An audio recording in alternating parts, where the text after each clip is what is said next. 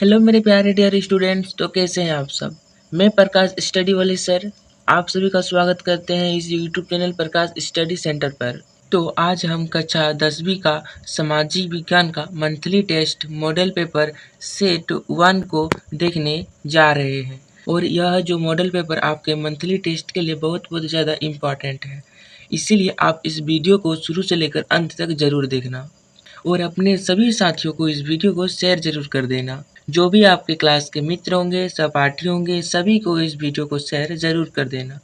इस model paper में सभी महत्वपूर्ण सवाल को लिए गए हैं, तो आप इस वीडियो को ज़रा भी मिस न करना। पूरे इस वीडियो को अच्छे से देखना। इसका सबसे पहला सवाल देखते हैं, रिंडरपेस्ट क्या था। तो बच्चों बता दें, रिंडरपेस्ट एक पशु रोग, एक बीमारी था, इसीलिए ऑप्शन ख सही होगा, एक बीमारी। नेक्स्ट प्रश्न है, निम्नलिखित में से कौन सी जल संग्रहण विधि राजस्थान के अर्ध शुष्क क्षेत्रों में वर्षा जल एकत्रित करने के लिए अपनाई जाती है। तो बच्चों जल को एकत्रित करने के लिए टाका का उपयोग किया जाता है।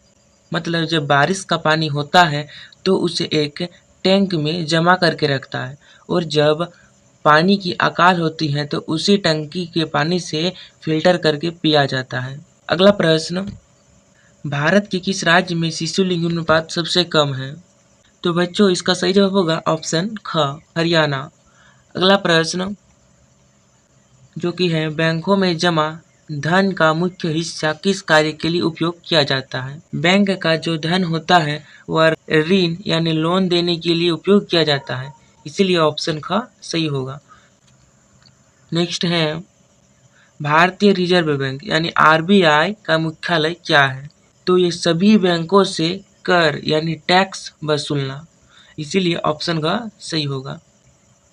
नेक्स्ट प्रश्न है, अमेरिका की खोज किसने की थी।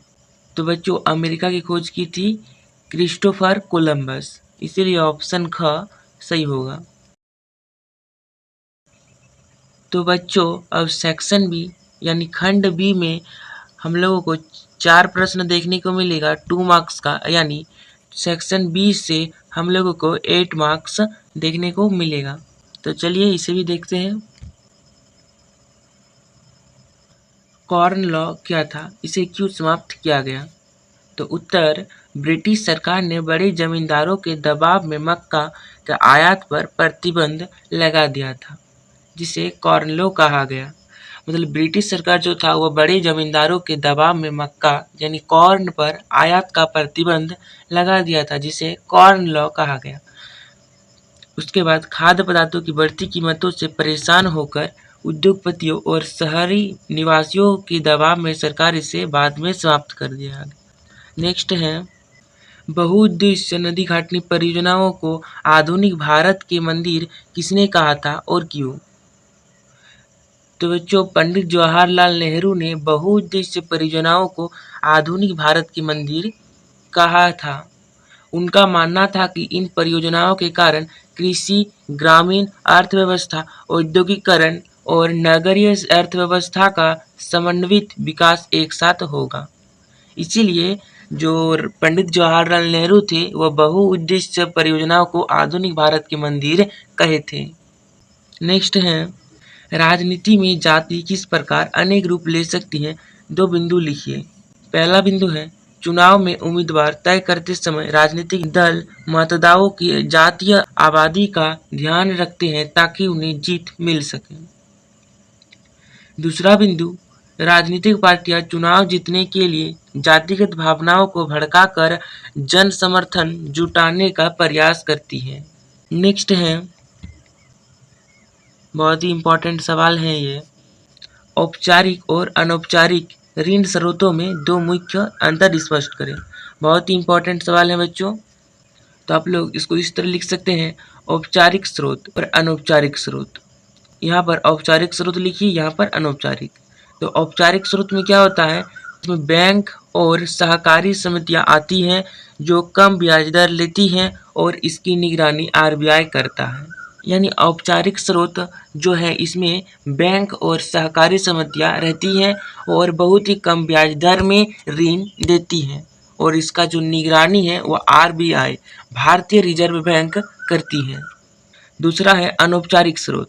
इसमें साहूकार, व्यापारी और रिश्तेदार आते हैं जो बहुत ऊंची ब्याज दर वसूलते हैं और इनकी निगरानी करने वाली कोई संस्था नहीं होती। तो बच्चे इसमें आपका कोई रिश्तेदार हो सकता है, कोई साहूकार हो सकता है, व्यापारी हो सकता है। वो लोग ऋण देते हैं, बहुत ही ऊंचे दर में ऋण देते हैं और इनकी निगरानी करने के लिए कोई संस्था नहीं होती। अब हमारा सेक्शन सी यानी खंड सी स्टार्ट होगा, जिसमें आप लोगों को 2 प्रश्न देखने को मिलेगा 3 मार्क्स का, यानी आपको टोटल 6 मार्क्स सेक्शन सी से देखने को मिलेगा। तो चलिए इसे भी जल्दी जल्दी से देख लेते हैं। महामंदी के कारणों की व्याख्या करें। 1929 की महामंदी के प्रमुख कारण निम्नलिखित थे। पहला कारण कृषि में अति उत्पादन। युद्ध के बाद कृषि उत्पादों की आपूर्ति मांग से अधिक हो गई। कीमतें गिरने के कारण किसानों की आय घट गई और उन्हें घाटे की भरपाई करने के लिए उत्पादन और बढ़ा दिया, जिससे कीमतें गिर गई। यानी बच्चों, जब युद्ध खत्म हुआ, समाप्त हुआ, उसके बाद जो कृषि उत्पादों की अत्यधिक मांग बढ़ गई, तो अगर सभी लोग उत्पादन करेंगे तो कीमतें जरूर ही गिरेगी। और इसी कीमतें गिरने के कारण किसानों ने सोचा कि अगर हम लोग और ज़्यादा उत्पादन करेंगे शायद इसका भरपाई हो जाए, तो इसी कारण उत्पादन और बढ़ा दिया गया, जिसके कारण कीमतें गिर गई। दूसरा कारण था अमेरिकी ऋणों की वापसी। संकट के संकेत मिलते ही अमेरिकी निकासियों ने यूरोपीय देशों को दिए कर्ज वापस खींच लिए, जिससे दुनिया भर के बैंकों और शेयर बाजारों में मंदी छा गई। तीसरा कारण बैंकों का बंद होना। कर्ज ना चुका पाने के कारण हजारों बैंक दिवालिया हो गए और फैक्ट्रियां बंद होने से चारों तरफ बेरोजगारी फैल गई। नेक्स्ट प्रश्न है, वर्षा जल संग्रहण क्या है? अर्ध शुष्क क्षेत्रों में इसे कैसे क्रियान्वित किया जाता है? जल के वर्षा को भविष्य में उपयोग करने के लिए कृत्रिम रूप से इकट्ठा और संचित करने की प्रक्रिया को वर्षा जल संग्रहण कहते हैं। राजस्थान के अर्ध शुष्क क्षेत्रों में इसे निम्नलिखित तरीके से क्रियान्वित किया जाता है। पहला, टाका का निर्माण। लोग अपने घरों के आंगन में भूमिगत टैंक या टाका बनाते हैं जो पक्के होते हैं। दूसरा पॉइंट, पाइप प्रणाली। घरों की ढलाव छतों से वर्षा का पानी पाइप के माध्यम से इन भूमिगत टैंकों तक पहुंचाया जाता है। तीसरा पॉइंट, प्रथम वर्षा का जल। बारिश के पहले पानी को छोड़ दिया जाता है ताकि छत साफ हो जाए। इसके बाद के पानी को टाके में जमा करके कठिन गर्मियों के दिनों में पीने के पानी के रूप में उपयोग किया जाता है। तो यहीं पर हमारा सारा प्रश्न कंप्लीट होता है। आपके टेस्ट में इसी तरह के क्वेश्चंस देखने को मिलेंगे।